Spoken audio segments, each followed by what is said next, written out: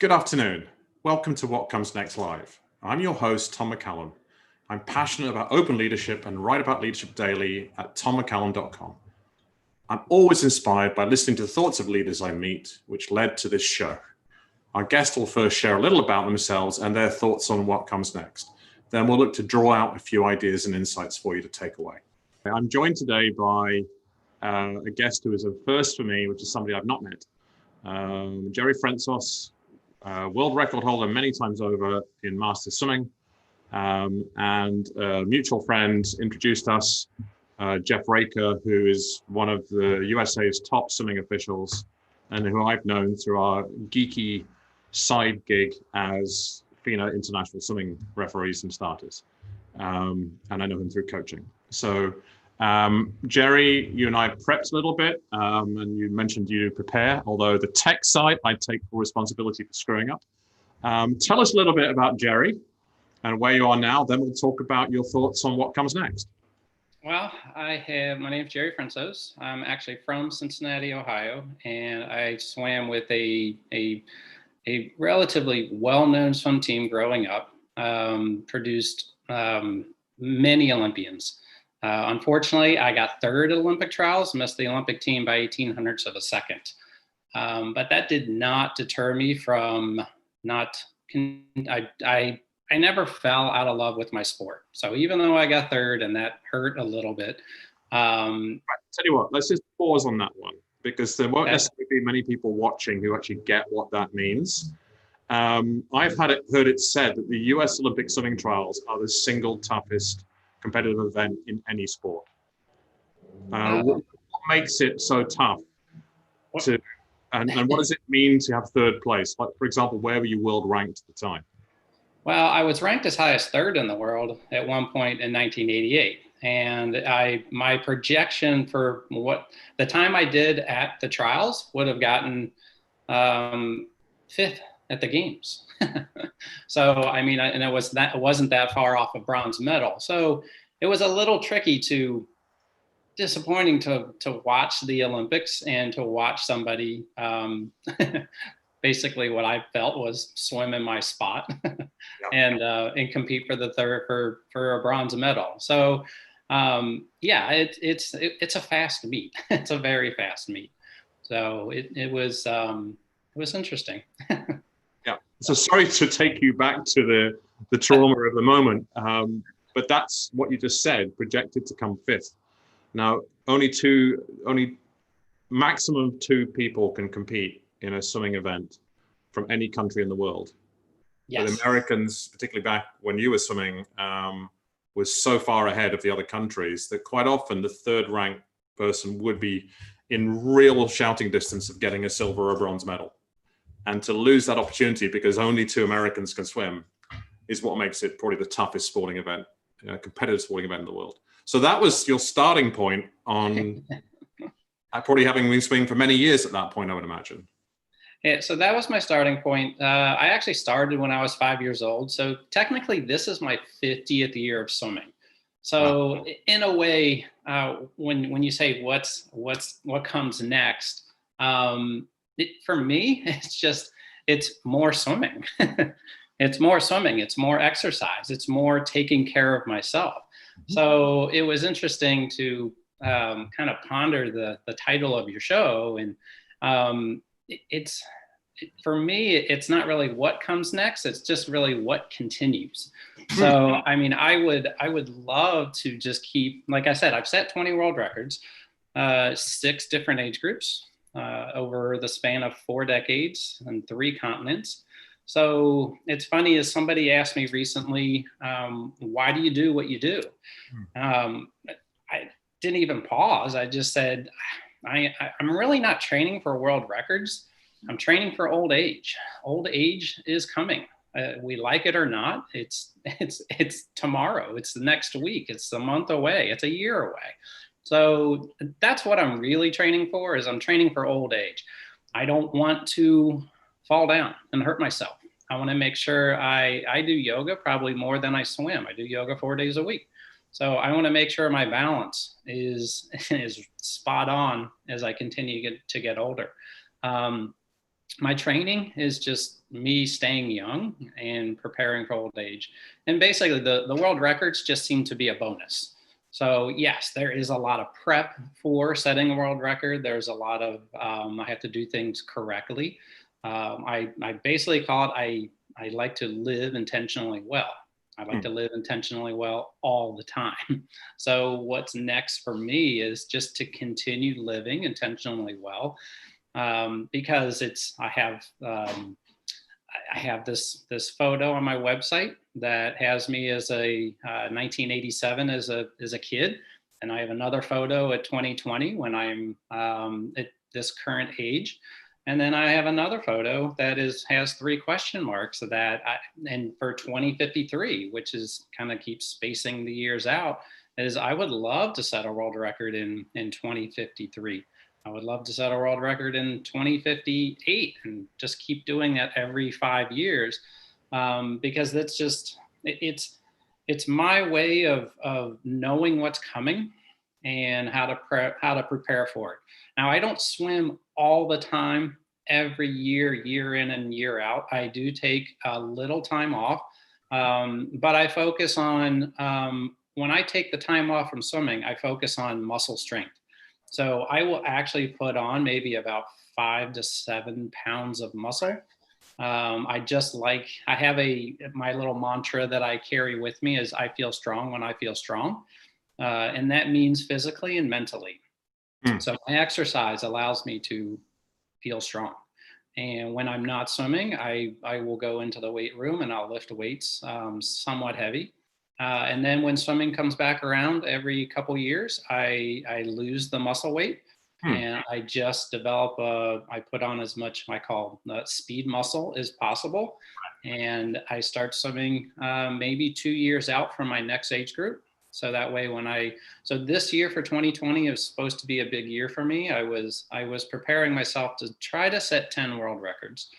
I was supposed to go to Medellin, Colombia, Canadian Nationals, US Nationals. I did go to Australia. I went down there and set a world record February 22nd in the 200 IM long course. The interesting thing about that swim meet is my brother got second behind me. So when we went to get the awards, the lady kind of chuckled and was like, "Oh, look, it took a world record to beat you." So then on February 29th, I came back home and swam in another swim meet in DC, and it was short course meters. And my other brother was here. And so I set another world record and my other brother got second. So I pretty much have talented brothers, and it takes a world record to beat them. So it's just kind of a fun extra story with my swimming. So remind me, you've been swimming 50 years. So how old are you now, Jerry? So I'm in the 55 age group. So I started when I was 5 years old. Okay. So we're almost exactly the same age, and clearly you're in much better shape than me, as I will now demonstrate. So hopefully people are able to see this photo of you. And you've got in there 1987, so early 20s, classic age for most swimming events. 2020, yeah, you don't look much different, you son of a bitch. Right? So 2053. Why 2053? That's just another third. So from 87 to 2020 is 33 years. So 20 to 53 is another 23 years. So it's just kind of keep that pattern going. But yeah, so I made this photo the other day and I just put the 3 question marks, and yeah, no, I'm curious to see what I look like and how I perform 33 years from now. So I think for me, that's what's next is the 3 question marks, and in 2053, that comes next. So based on, I'll just stop sharing the picture. So okay. Based upon what you were saying, so you'll be roughly 88 then. And it's not what comes next, it's continuing, and you'll still be swimming. I'll still be swimming. And you'll still be focusing on you feel strong when you feel strong. Yes. And what I pick up from you is that all feels entirely normal. Absolutely. That's your reality. That's my reality.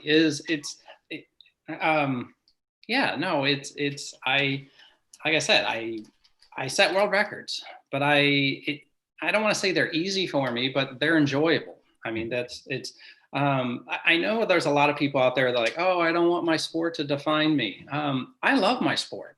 I want my sport to define me. It is going to carry me quite a long ways, and hopefully it'll carry me very easily to 2053 and beyond that. So yeah, I love my sport, and I hope that other people, as they get older, they find an activity, they find something that they love. So, and I think it's that love that makes it so easy for me to get in and do a workout. I know what I'm working towards. I have a decent sized carrot, and it's easy. I know that my hydration is important, and the hydration is easy. I know my nutritional intake is important, and my nutritional intake is easy.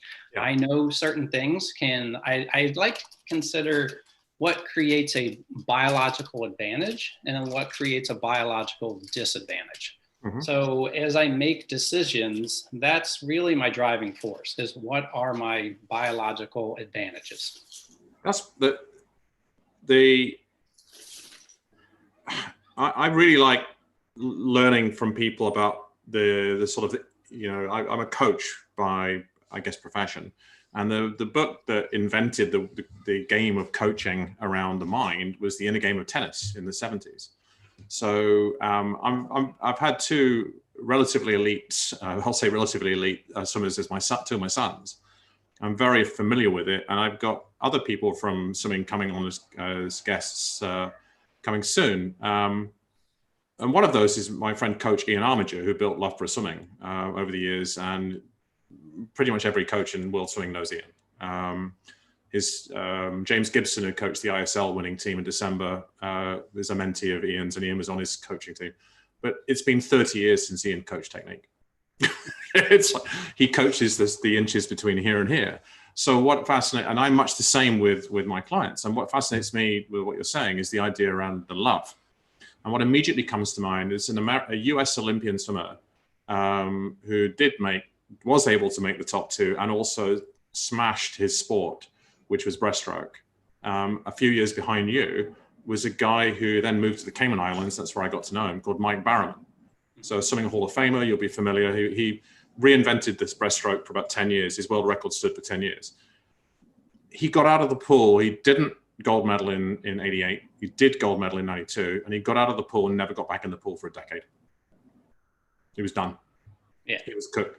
He did not love the sport anymore. And I find that when my son started to swim, he'd been living in Cayman a long time. And if you went down to the 125-meter pool that existed on the island at the time, the guy who was leading the master's program without getting in the water was, unbeknownst to most of them, the reigning world record holder, past Olympic gold medalist and swimming Hall of Famer Mike Barron, soft-spoken guy, not interested in swimming. Yeah.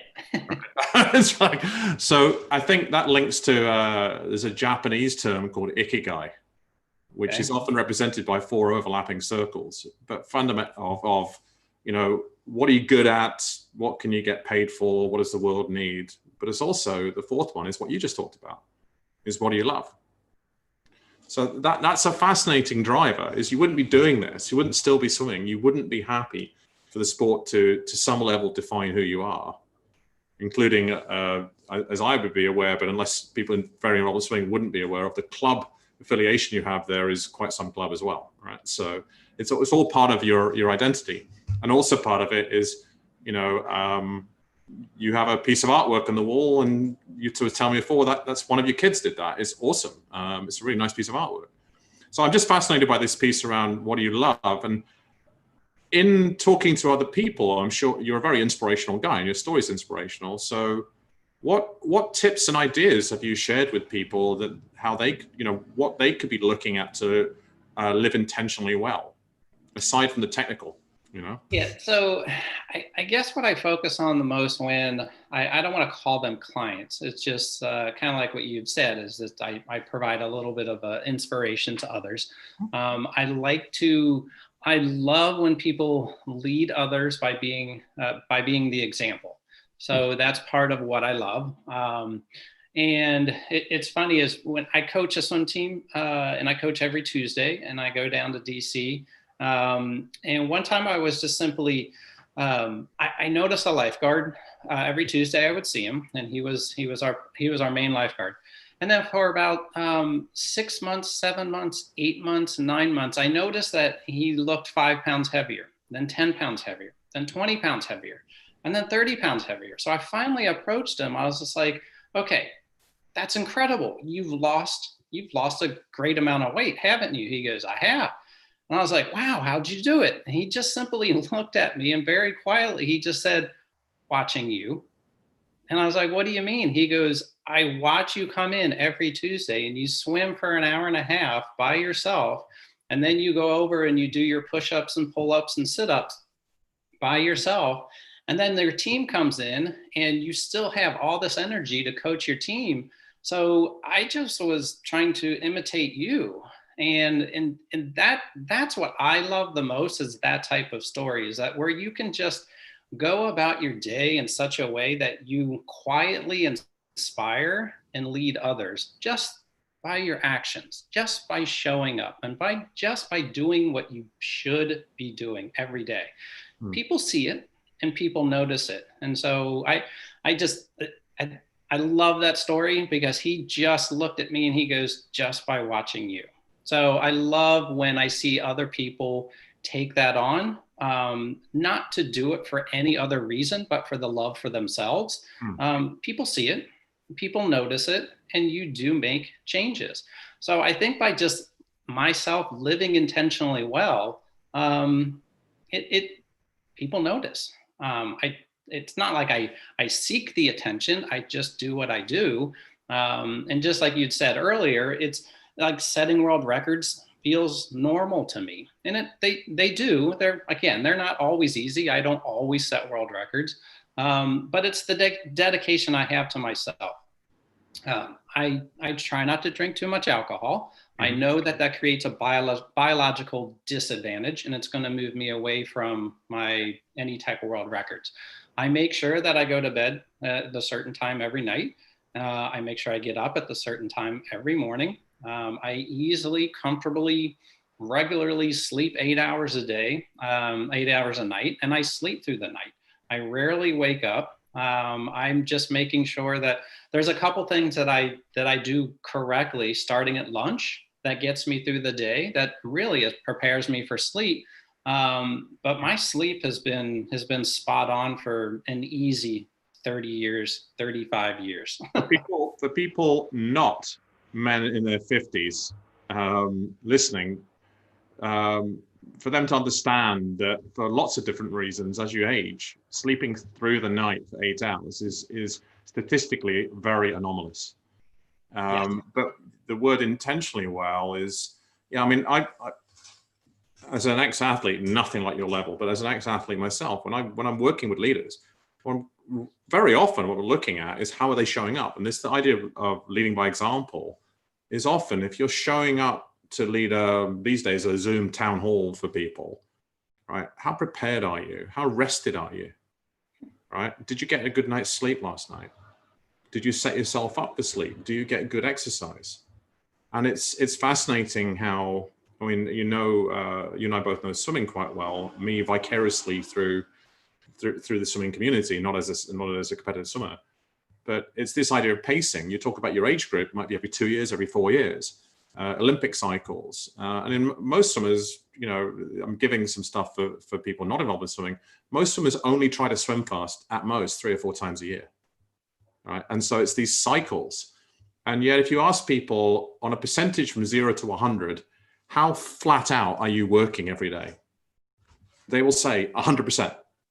And then they'll say, so what happens to you when you then take a 1 week holiday? Oh, I go somewhere warm and I lie on the beach. And so what percentage effort are you putting out during that week? 0%.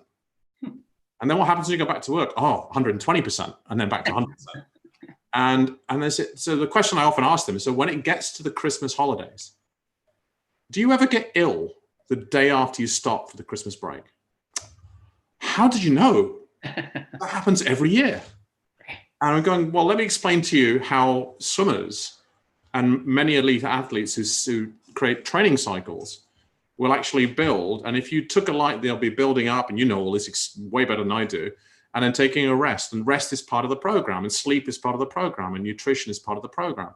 But if you were to take a trend line, if you take a trend line across the people who go 100-0, the trend line is entropic. They drop downwards. Their performance starts to go. They have burnout. All right. You take a competitive athlete's trend line. Okay, you then have another one allowing for age-related performance, but the trend line is upwards because it's the improvement comes because of the cycles.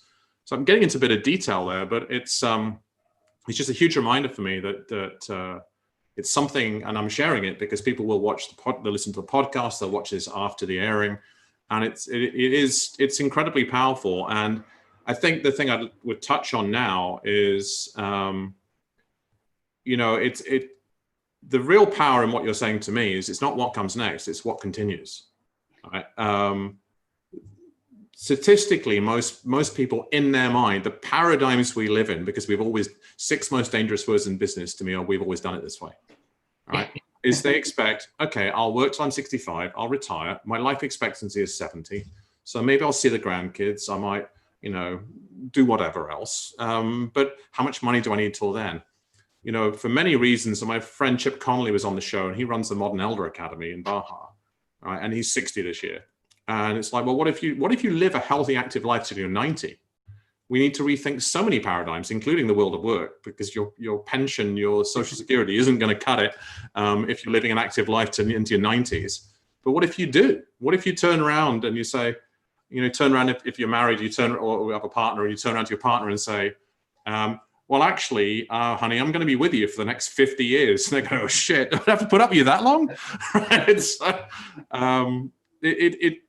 I think you're a shining example of leading by example, living intentionally well. And it's an absolute privilege to hear you give firsthand stories around it. And the one of the lifeguard is beautifully simple. So, sorry, I'm talking more than I normally would because you've really inspired me around this. So, oh, great. What else? What else? Well, what's funny is that I was listening to you and you're talking about like the 100%, the 0%, and the going up and the going down. And I think how I look at life is I know when my swim meets are. I know when I'm building up to them. I know when my I don't want to say grind it out type of a workout, and then I know when my speed workout is, then I know when my taper is, and I know when my fast swimming is.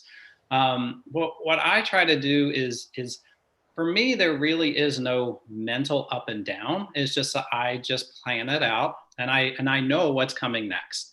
So when I set up my year, when I set up my 2 years, but the other parts to it is I'm also paying attention to what's happening to me every day.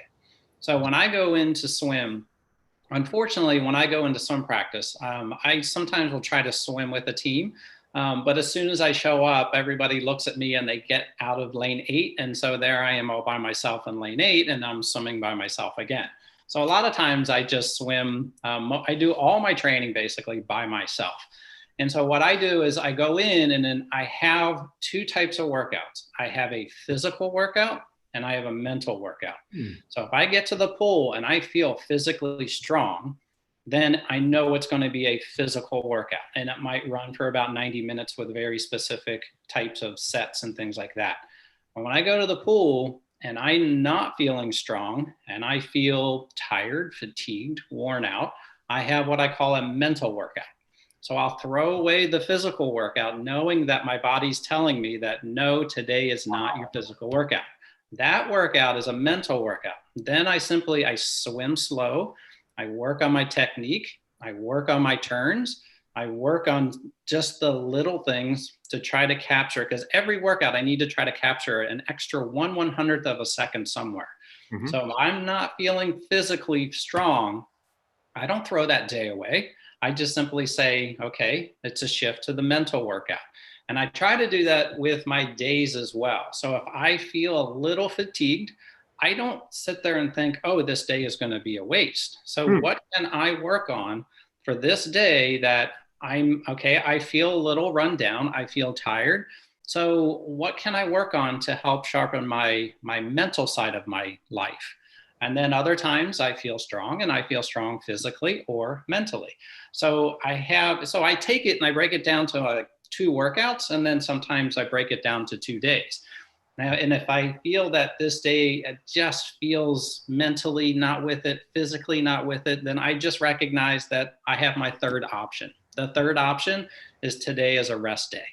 So I just simply shut it down both physically and mentally, and make sure that I just increase my amount of rest. It's either a physical or mental rest day. I've never heard anybody put it like that before, and what that links to me, that's amazing. That's absolutely stunning. And the linkage for me is to judgment and self-judgment, which then you really get behavioral about this. And a tiny story is I have a riding buddy who's 2 or 3 inches shorter than me, very, very light for cycling, right? And I'm 210 pounds. I'm way heavier than I should be at 6'3", right, by my standards. And he's fully 60 pounds lighter than me at 5'10", all right? And we went on, and I'm normally fine, but clearly on the hills, he just disappears into the distance, uphill. On downhill, I go past him, even if I brake. And we took a random routing the other day, and we hit a hill, and the gradient on the hill, on the sign that shows the gradient, I've never seen anything like it in my life, 25%. Ooh. And as we're approaching that, I just went, my friend, today is not the day. It's like, and part of me, I just went, I would think most people would say that. And we'd planned to have a long, hard ride for about 4 hours. And we had coffee to begin with before we started. I went, I'm really not feeling it. And he goes, no, neither am I. So we'll just do an easier ride. And the thing is, we've ridden together for years, and we're really understanding of where we are. And the other one is I do Pilates every week, because as we know, when you hit about your mid-40s upwards as a man, you have to work on your muscle tone more than your aerobics. I've been doing that for years. And sometimes I can never tell, much like you jumping in the pool. I go there and have a personal trainer, and she'll just know within the first 5 minutes, as will I, whether it's strength, whether I feel physically strong, or whether it's going to be about technique. So the exact same thing. But I've never heard a swimmer talk about that self-guided, self-motivated, self-led training in such a fashion. And I think there's fantastic parallels there for people to look at. So that's just stunning, Jerry. I just love it. So, and to me, that's the equation of living intentionally well. It's just that my body is talking to me. It's always talking to me. It's always talking to you. Our bodies are always sending messages. After 55 years, I know what my body's telling me. My body's going to tell me one day I need more protein than the next. It's going to tell me I need more carbohydrates than the next. My body will tell me that, okay, you're a little bit low on your fiber intake. You need to boost that up a bit. So I think that's just part of living intentionally well, is just your body is constantly sending messages, and I'm listening and I'm paying attention, and I'm actually responding to the messages. So last thing to ask you, and this is selfish because it's in my mind. So you're listening to your body, right? But when you're doing the mental workout, it ain't just a technique, right? So one of the things I've noticed of myself and others right now, today is very much a back to school vibe in the UK. They had their equivalent of Labor Day was a holiday yesterday, right? So it's next week in the States, right? I think, yes. If I remember right. So then there's always a back to school, back to work, back to whatever vibe.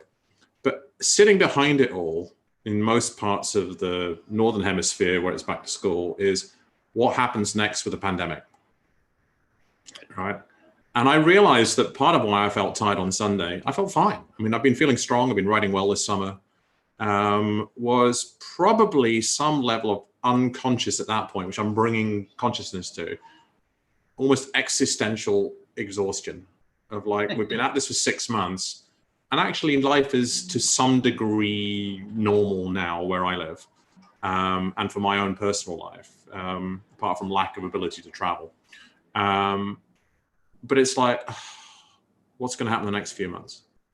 Yeah. So I wonder to what level, when you say there's a physical workout and a mental workout. For me, the other piece is what's the energetic tuning in. So, so I've just been tuning into that since Sunday morning of like, why was I tired on the ride? And I'm going, I'm not feeling ill. I'm rested. My nutrition's good. My fitness is good for my standards. And I kind of let it that question sit there. And, it's this. It's this. This is what's happening now. Right. So just wondering, how are you? Are you able to tune in with how focused you have been for so many years on your body and the mental side of the technique, etc.? How about that more sort of energetic, spiritual side? What can you use to tune into that? Yes, I do miss the competition. I do miss the swim meets and the travels and the things like that. But what I actually did for myself and what I did for my teammates is that I live right across the street from the water, a creek that goes out to a river that goes out to Chesapeake Bay. Is that I realized back in May that I'm going to be in trouble if I don't fix what is going on in my world at that moment. It's not going to be pretty for me, because I know that if I do not exercise, that is critical for me. So I just simply reached out to some teammates and I said, I'm going to be swimming, open water swimming. Does anyone want to join me? The people that just showed up, and we've been very responsible, 6 feet apart. Yeah. No real conversations, no hugging, handshakes, anything like that. So everybody's been very safe. And then where we swim, we easily can spread out more than 6 feet. But now I swim 4 days a week for about 70 to 90 minutes, and I swim with a group. So I know that it was going to be a disaster for me, and I had to make an adjustment quickly. So again, it's that I know myself, and if I didn't save myself at that moment, it would have been more difficult later. So we've been swimming. I think tonight might be our 71st swim since the beginning of May, and it has saved me, and it has saved a lot of my teammates, and it has saved a lot of my friends.